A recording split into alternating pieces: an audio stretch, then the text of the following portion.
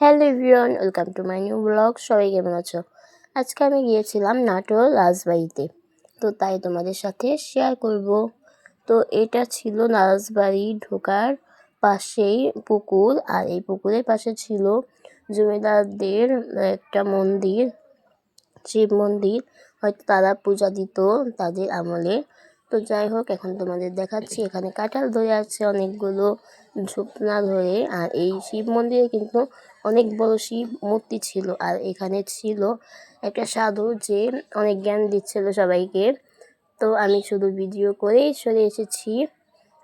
আর এটা হচ্ছে জমিদার বাড়ির ভিতরে, যে জমিদারদের বাড়ি। খুবই ভয়ঙ্কর এই বাড়িগুলো।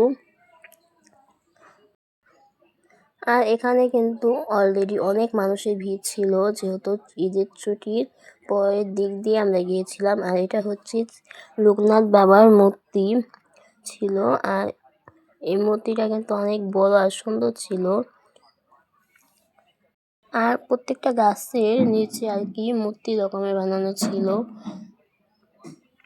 আর এটা হচ্ছে সিঁড়ি ছিল, সিঁড়িঘাটলা। জমিদাররা হয়তো এখান থেকে জল নিয়ে পূজা দিত। মন্দিরটা কিন্তু খুবই সুন্দর। আর এই তো শিব মূর্তিটা কিন্তু একদম অনেক সুন্দর আর বড় শিব ঠাকুর ছিল। আর তার পাশে ছিল হচ্ছে শিবের মূর্তি বানানো ছিল। আর এখানে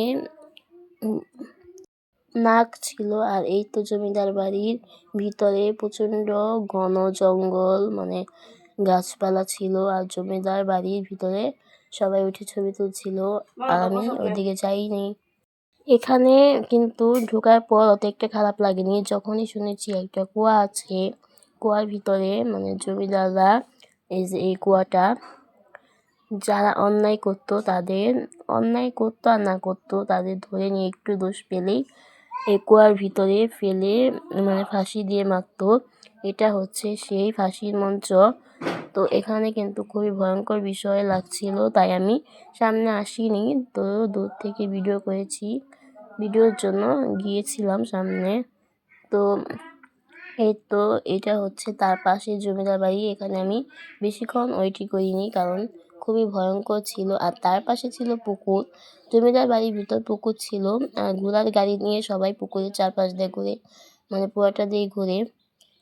আর জমিদার বাড়িটা কিন্তু একদম মূর্তি দিয়ে ভরা ছিল, মানে মূর্তি ছিল, পূজা এখনো হয়, সব কিছুই এখনো রয়েছে। সবাই ভালো থেকো।